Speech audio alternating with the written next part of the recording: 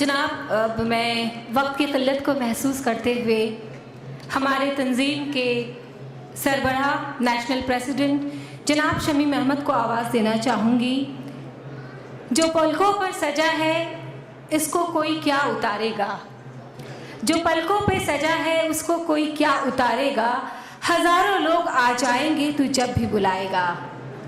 तुम्हारे सर पे जो ईमान वालों की दुआएं हैं, यहाँ पे मौजूद जो ऑनरेबल शख्सियत बैठी हैं उनको मैं ख़ातिब करती हूँ मैं, कि तुम्हारे सर पे जो ईमान वालों की दुआएं हैं, तू एक दिन ज़रूर अपने मंजिल मकसूद को पाएगा। पुरजोश तालियों के साथ जनाब Shamim Ahmad, steam national president of human rights protection association को मैं बुलाना चाहूँगी।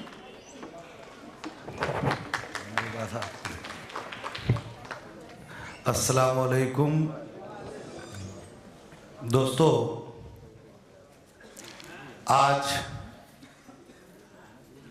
इस मंच पे ये कहना बिल्कुल सही होगा कि आज इस मंच पे आपको एक भारत नजर आ रहा है कि हिंदुस्तान नजर आ रहा है। दोस्तों, यहाँ हर मजहब के लोग बैठे हैं। ह्यूमन राइट्स का 15वां साल था, मगर कुछ महीनों से, कुछ सालों से देश में जो हालात चल रहे हैं, आपको बताता चलो, आज़ादी से पहले हिंदुस्तान में चाहे वो हिंदू हो, मुसलमान हो, सिख हो, ईसाई हो, सबका एक ही मकसद था कि अंग्रेजों की गुलामी से आज़ादी दिलाना, अंग्रेजों के गुलामों से, गुलामी से हमें आज़ादी मिलना। सबने अपना सर कटाया, सबने अपना लुटाया, भारत को आज़ादी मिली, हिंदुस्तान आज़ाद हो गया। मगर उस आज़ादी में एक बंटवारे का जख्म भी मुझे मिला। वो बंटवारा ही नशा का था, एक पावर की बंटवारा था, एक सिंहासन पर पहुंचने के लिए दो शख्स की एक जिद थी। भारत का बंटवारा हो गया। बंटवारे के बाद देश में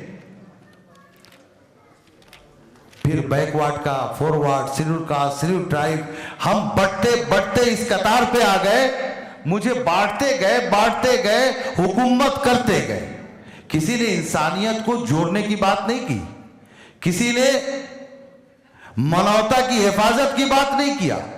मगर आजादी के 68 सालों में हमने सिर्फ भारत में बढ़ते हुए देखा। फिर एक नई सोच बनी भारत में। वो सोच ये है कि शेड्यूल कास्ट, शेड्यूल ट्राइब,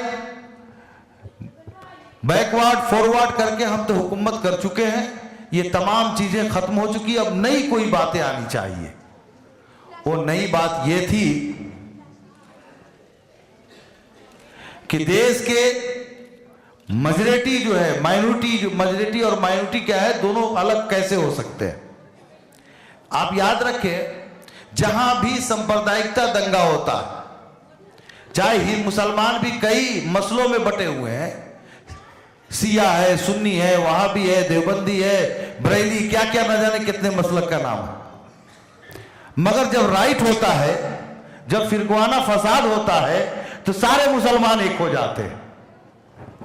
और हिंदू में भी न जाने कई सोच के लोग हैं, उनकी अलग अलग विचारधारा है, अलग अलग सोच है।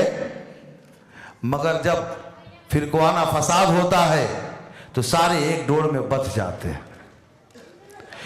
ये ट्रेंड जो किया गया, इसका मकसद ये है कि देश के जो मेजॉरिटी है वो सेकुलर है, उनकी सोच सेकुलर है, मगर कुछ ऐसा करो, कहीं दंगा कराओ ताकि मेजॉरिटी एक जगह हो जाए और हम देश में शासन करें।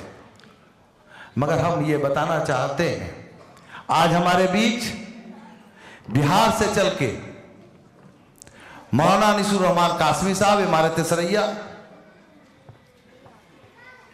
आज हमारे बीच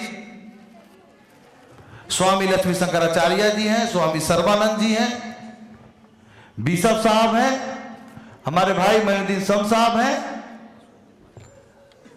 ये तमाम लोगों ने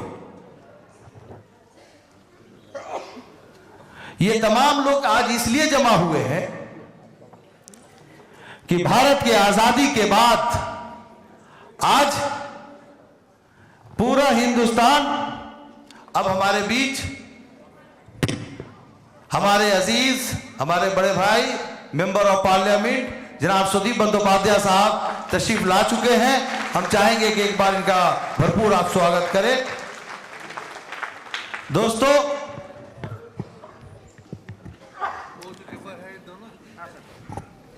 मैं बताना ये चाहता हूं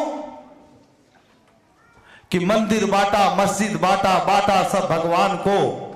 मंदिर बांटा, मस्जिद बांटा, बांटा सब भगवान को। धरती बांटी, सागर बांटा, मत बांटो इंसान को।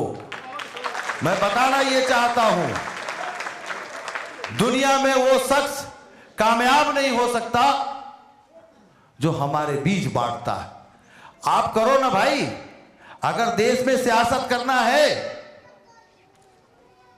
तो आप विकास पे करो।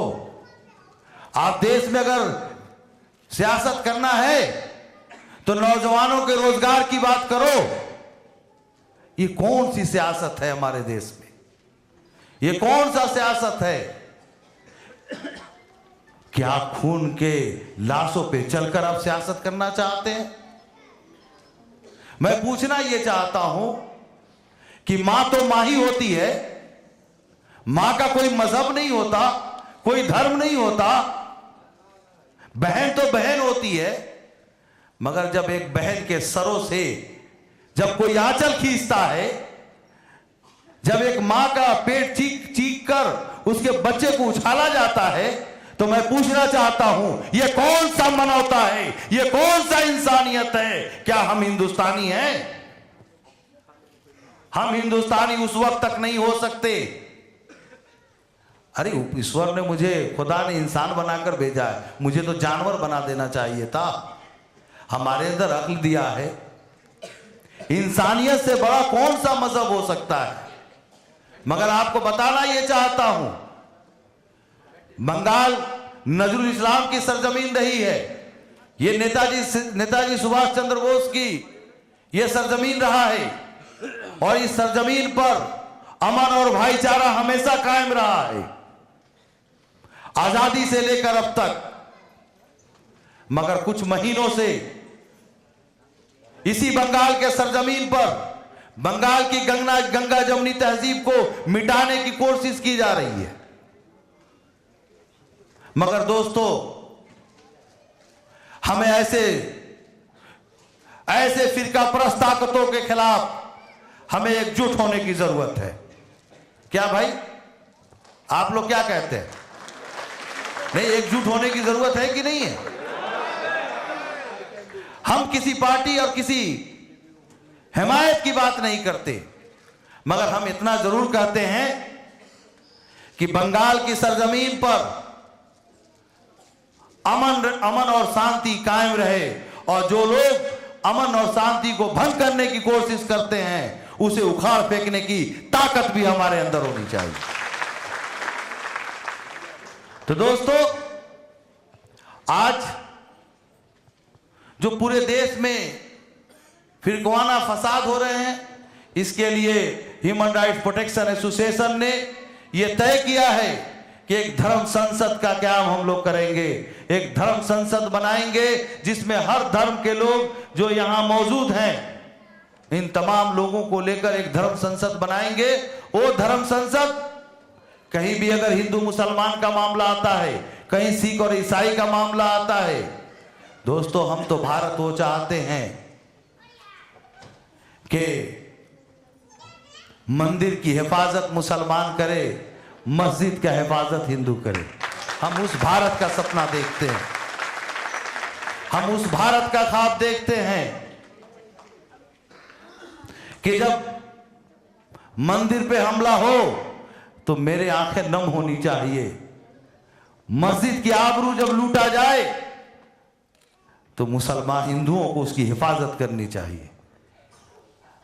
इस भारत को ऐसा नहीं है कि आम लोग इसे नहीं जानते, मगर अभी आप कुछ दिन बंगाल में भाई कम्युनिस्टों की हुकूमत भी हमने देखा, कम्युनिस्ट की हुकूमत में हमें जेल जाना पड़ा। मेरा गुनाह क्या था? मेरा एक गुनाह यह था कि नेमतपुर की एक लड़की, मासूम बच्ची को एक काउंसिलर, एक सीपी लेफ्ट फ्रंट का एक मुखिया उसके मुंह पर कालिक पोतता है, जूते का हार पहनाता है, चौराहे पे घुमाता है, मगर उसके लिए जब गए तो मेरे ऊपर हमला होता है, जेल भेजा जाता। कम्युनिस्ट के हुकूमत में आप लोगों ने देखा उर्दू की मैंने जबरदस्त लड़ाई लड़ी, ये मेरा गुनाह था।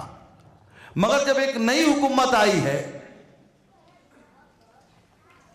अरे भाई ये कौन नहीं जानता, ये कौन नहीं जानता कि जो सीबीआई है, सीबीआई कहने के लिए हम कहते हैं कि सीबीआई एक अलग एक संस्था है, मगर ये कौन नहीं जानता है कि सीबीआई को कंट्रोल सेंट्रल हुकूमत करती है। अगर ऐसा नहीं होता तो कोयला घोटाला में मनमोहन सिंह से भी सीबीआई को पूछना चाहिए था। मगर हम आपसे ये बताना चाहते हैं कि हम तमाम लोगों को वक्त आ गया है मिलके लड़ने का। हम तमाम लोगों को फिरका परस्त ताकतों से लड़ने की जरूरत है, एकजुट होने की जरूरत है। इसके लिए जनवरी के महीने से हम पूरा बंगाल पद यात्रा, पूरा बंगाल यात्रा करेंगे, अमन यात्रा। 26 जनवरी से हमारा यात्रा शुरू होगा और इस यात्रा में हमारा मकसद ये होगा कि हम बंगाल के सरजमीन पर अपने राज्य में अमन कायम कर सके, शांति कायम कर सके। हम तो अमन चाहते हैं, शांति चाहते हैं, हमें किसी से कोई बैर नहीं। हम तो ये चाहते हैं कि बंगाल अमन रहे, हम यहाँ हमारा भाईचारा कायम रहे। हम क्यों नहीं, होली हो, दिवाली हो, ईद हो, बकरीद हो, हम सब मिलकर मनाएं और एक नए भारत का आगाज करें। दोस्तों, एक शेर के साथ हम अपनी बात खत्म करेंगे। क्या दिलदोज मंजर था कि बस्र जलते रहे, क्या दिलदोज मंजर था कि बस्र जलते रहे, सरफरी जालिम हवाएं हौसला देती रही, आग एक घर में लगी थी, घर के घर जलते रहे। हम थके हारे मुसाफिर किससे साया मांगे, क्या तपिश थी धूप में कि बरगो सजर जलते रहे। माएँ चुप थी सामने लगते जिगर जलते रहे। तो दोस्तों, मैं ये चाहता हूं कि अब किसी बहनों का स्वाद न उजरे, किसी माँ के बोल सुने न किए जाए। इसके लिए हम सबको कोशिश करने की जरूरत है, हम सबों को साथ रहने की जरूरत है। अगर हम सब मिलके ऐसी ताकतों के खिलाफ अगर लड़ते हैं तो ताकत कभी कामयाब नहीं हो सकता। इसी के साथ हम अपनी बात खत्म करते हैं। जय हिंद, जय भारत।